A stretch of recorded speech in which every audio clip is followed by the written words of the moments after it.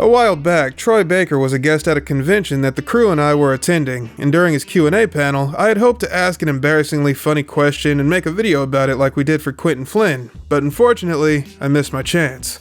It wasn't a total loss though, because somebody else asked Baker to weigh in on the negative response to The Last of Us Part 2's controversial storyline. The kid asking the question was one of those people that think if you have any criticisms of The Last of Us 2's narrative, it's because you're too narrow-minded to understand the writer's intentions. I took issue with that. The dude started the interaction by insulting the audience and trying to spark an argument. In a lot of ways, the kid kinda reminds me of myself. Normally, when somebody asks a question loaded with vitriol like that, the best thing to do is to give a non-committal answer. Like, as an actor, my job is simply to bring the writer's words to life, so it's not really my place to comment on whether the story was good or bad. Or something like that, right? You want to give a smart and diplomatic response that doesn't create a divide in the fan base. Yeah, Troy Baker didn't do that. Something Baker repeated several times during his answer was, "Tell me a better version of that story. Show me what a better story would look like." Judging by the way he spoke and the expression on his face, you could tell that he genuinely thought it couldn't be done. In the time since The Last of Us 2 came out, numerous channels on YouTube have posted videos explaining why that game's storytelling was ineffective, along with solutions for how to fix it. I mean, you kinda have to go out of your way to avoid ways to improve The Last of Us 2, and I guess that's exactly what T-Bake did. Strangely though, he kept pressing the issue. He literally called out to the audience and asked, "Does anybody here have a better version of that story?" And then several people, myself included, raised our hands, but obviously he chose to ignore that. I mean, proposing the idea that any story could ever be perfect is reason enough for me to prove you wrong, but that's not why I decided to make this video. The reason why I now have to devote every fiber of my being to destroying Troy Baker is because he insulted Baki the Grappler. That is unforgivable. Full disclosure, I haven't played The Last of Us 2, and I never will, because it represents everything I hate about the AAA games industry. Overbloated development teams and budgets, subjecting employees to horrendously exploitative crunch conditions, and most importantly, telling a story through cutscenes instead of gameplay. Even though I didn't play the sequel, I did play the first game, so I wanted to see how the story progressed, and since all the cutscenes were edited into a 5-hour movie, I didn't need to play the game to do that. To me, that's a gigantic problem. When you're not required to play a game at all to experience its story, there's no reason for it to be a game in the first place. And all those scenes where characters talk while you walk down a hallway don't count. That's gameplay the same way squeezing through a narrow space to hide a loading screen is gameplay. It isn't. At all. Like anybody who's even remotely interested in storytelling, whenever I come across a mishandled story in a universe I'm interested in, I replace that story with my own headcanon. That's what I did with Half-Life, Devil May Cry, and of course, Metal Gear Solid. I'm not the biggest fan of The Last of Us, but I did think of a better story after Part 2 was released. I'm not going to waste time going over that in this video, but if you're interested in how I would have handled that story, or any of the other games I mentioned, there's a link to the Patreon in the description. Now, I was planning on outlining my version of The Last of Us 2's story in response to Troy Baker's challenge, but so many other people have done it that another rewrite would just get buried by the algorithm. On the bright side, this is the perfect opportunity to talk about storytelling in games. A couple years ago, we did a video called The Secret to Storytelling, where I explained how the same basic story structure can even be applied to stories written by people that actively try to avoid it. And the reason for that might be because the elements of storytelling are actually encoded into our DNA. In that same video, I broke down my own method for outlining traditional stories called the Dead Vector. This sacred glyph functions as a plot diagram that represents how most traditional stories flow. Here's how it works. So, side-scrollers have trained us to move to the right to progress, right? That's why the protagonist of a traditional story spends the first act going in the wrong direction. Act 2 is marked by the protagonist moving into a strange world. They experience an upwards progression as they acquire the tools and skills they need to achieve their destiny or whatever. In Act 3, the difficulty ramps up, causing the protagonist to descend deeper into the underworld. They make some friends and win some battles, but ultimately, they lose everything and hit rock bottom. Act 4 is about the protagonist dragging themselves out of the gutter, assembling a team, storming the castle, and accomplishing their goal. Finally, there's Act 5. These days, most stories skip this part, but it's important because the hero of a story has an obligation to return to the start zone and become the mentor that helps new protagonists on their journeys. Then the cycle repeats until the end of time. So now that you got a crash course in how traditional stories work, the question is, how do you translate passive story structuring methods into a format that works for an active medium like video games? Prepare yourself, because I'm about to divulge some information that 99% of game designers can't even fathom. Simply by knowing what I'm about to tell you, you're automatically in the top 1% of game designers on the planet. Okay, you ready? Here's the question again.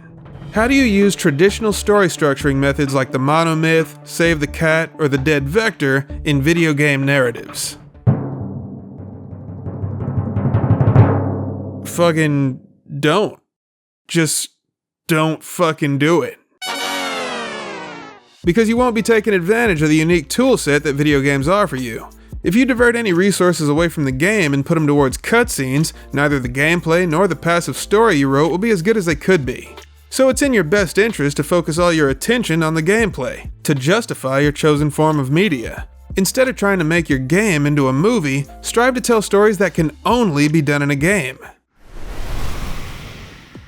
The thing is, forcing passive stories into a game never works, because traditional storytelling completely falls apart when you upset the pacing. Take movies for example. Once a film begins, the story progresses at a steady rate, hitting important plot points at regular intervals. But story progression in a game depends on the skill and motivations of the player. Imagine a cutscene where somebody's like, oh no, Hitler's comet is about to destroy all of Minnesota for whatever reason. You have to stop it, you're the chosen one, you're the only person in the solar system who can do it, blah blah blah, right? So now imagine a player that, after learning about their destiny, decides fuck you, fuck your comet, fuck Minnesota, I'm picking flowers, for the next real-time day and a half. All the stakes and pacing the writers work so hard to establish goes right out the window. Maintaining the pacing of the story is why so many big-budget games insist on holding the player's hand throughout the entire experience. In God of War Ragnarok, your annoying-ass companions won't stop giving away the solutions to puzzles because the writers can't risk the player's incompetence disrupting the flow of the game's passive, non-interactive narrative. In other words, the player has to be prevented from having too much influence on the story.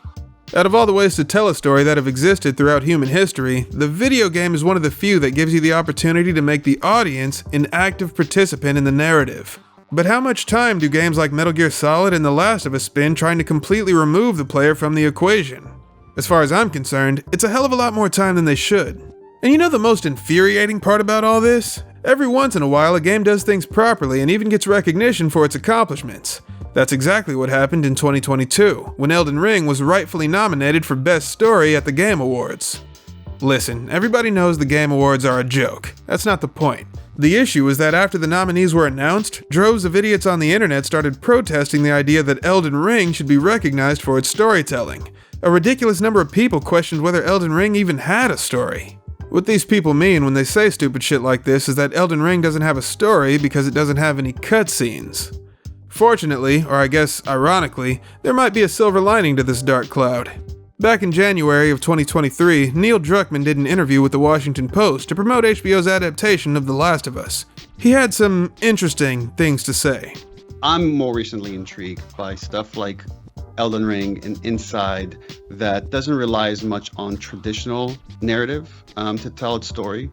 To me, that's right now is some of the best joy I get out of games that trust their audience to figure things out, that don't hold their hand. That's the stuff I'm really intrigued by going forward. Faith in humanity restored. At least it should be, but something Druckmann said was a little disconcerting. He said some of the best joy he gets comes from games that trust their audience to figure things out and that don't hold the player's hand, and that's something he's intrigued by going forward. The implication here is that Druckmann's previous games did not trust the audience, because players needed their hands held. To be fair though, it sounds like he's finally starting to realize the potential for storytelling that games have. Cause let me explain something. Not only does Elden Ring have a story, but every single day the Souls-like genre produces some of the greatest narratives the world has ever seen. In all my lifetimes, I've played thousands of games, but not a single one has had the same dramatic and emotional effect on me the way the Souls games do. Not just the frustration that comes from dying over and over, but the sense of brotherhood and loyalty that comes from summoning some rando into your game, and they go out of their way retreading environments they've already explored just to show you where all the best gear is. There's zero incentive for them to do that, but these heroes, they do it out of the kindness of their own hearts just because they want you to have a good time. They come into your life for the briefest of instants, and then they're gone, never knowing the magnitude of what they've done or how grateful you are to them. And then you realize the only way you could ever repay them is to become as strong as they were, so you could help someone else who's struggling the same way you were when you started. It's fucking beautiful, man. Still not convinced? Well, gather round the campfire and I'll tell you the legend of Lemmy Solo her. LMSH is so infamous, Bamco sent him an actual sword. All across the internet, people speak his legend the same way medieval bards did of the champions of yore. That might sound like hyperbole, but no, this dude has actual music dedicated to how good he is at a video game. Hey, real talk though? That shit is fire.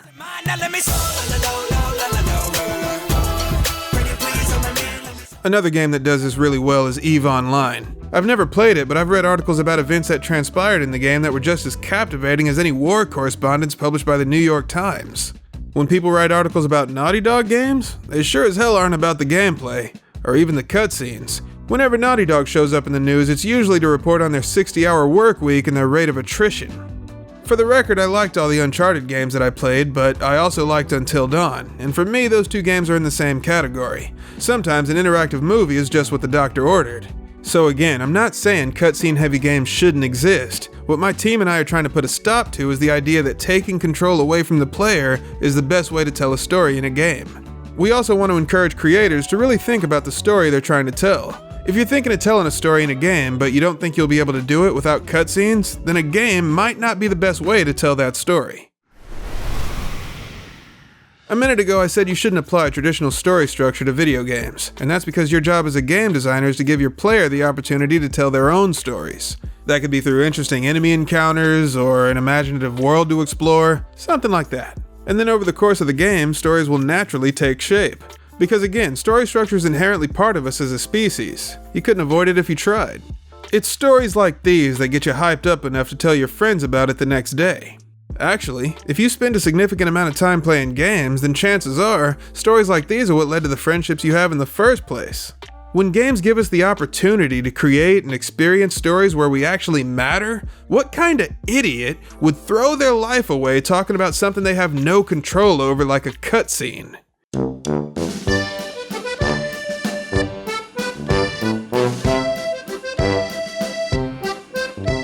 So yeah, your mechanic should give the player the agency to tell their own stories, and that's something that only games can do. So if you insist on forcing a passive narrative down the game's throat, it's a gigantic missed opportunity. So does that mean you can't outline the mechanics of your game before you make it?